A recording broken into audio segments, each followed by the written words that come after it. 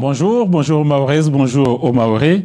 C'est une réponse. Est-ce qu'elle est suffisante? Je ne peux pas le dire là tout de suite, mais c'est une réponse en tout cas à la demande, puisque le RAID, on sait que ce sont des spécialistes, des hommes de terrain, ils peuvent apporter une réponse. Le plus important, c'est de savoir pour combien de jours ils sont là. S'ils sont là effectivement juste de passage quelques jours et repartir, ça va se calmer quelques jours et puis la flambée peut reprendre.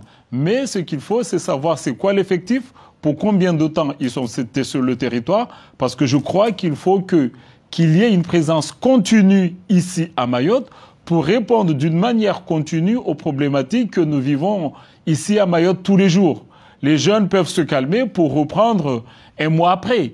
Vous comprenez? Donc voilà la situation à Mayotte, mais j'estime que c'est un début de réponse qui a été porté par le gouvernement. Il faut que cette réponse-là soit d'une manière continue.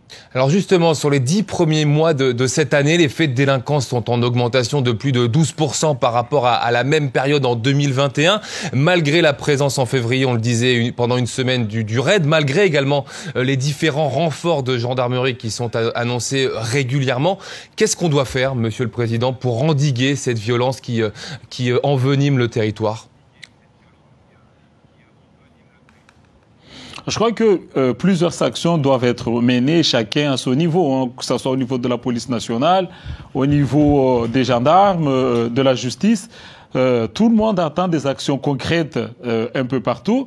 Nous, en tout cas, au niveau du conseil départemental, nous continuons à demander à pouvoir mettre en place la police de transport, parce qu'on ne peut pas permettre non plus que nos élèves, nos enfants qui partent de chez eux pour aller à l'école se font attaquer au cours de chemin. Donc nous demandons la mise en place de cette police de transport, mais une police de transport équipée aussi. Il ne faut pas que ce soit juste des hommes qui se mettent debout face à un groupe de délinquants, mais il faut que ce soit aussi des hommes équipés. Et nous demandons aussi que de plus en plus les policiers ici à Mayotte puissent aussi être équipés pour faire face à ces délinquances et ces violences, parce que en face, les délinquants ils savent que de toute façon, les policiers ne sont pas équipés. Donc oui, il faut plus d'effectifs policiers à Mayotte, mais il faut aussi des policiers, des gendarmes plus équipés pour lutter contre les phénomènes que nous vivons aujourd'hui. Alors vous abordiez la police des transports. Est-ce que le département est prêt à mettre en place cette police aujourd'hui dans le 101e département?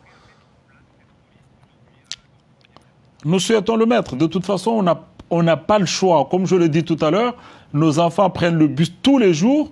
Nous savons qu'ils sont en danger. Donc soit on met en place cette police-là de transport d'une manière urgente, soit on arrivera à un moment, il va arrêter les transports scolaires, tout simplement, parce que une mère de famille et des parents qui mettent les enfants dans le bus doivent se dire que leurs enfants sont en sécurité. Donc, quel que soit, nous avons l'obligation aujourd'hui de mettre en place cette police de transport pour essayer d'apporter un peu plus de moyens de lutte contre ces phénomènes que nous connaissons.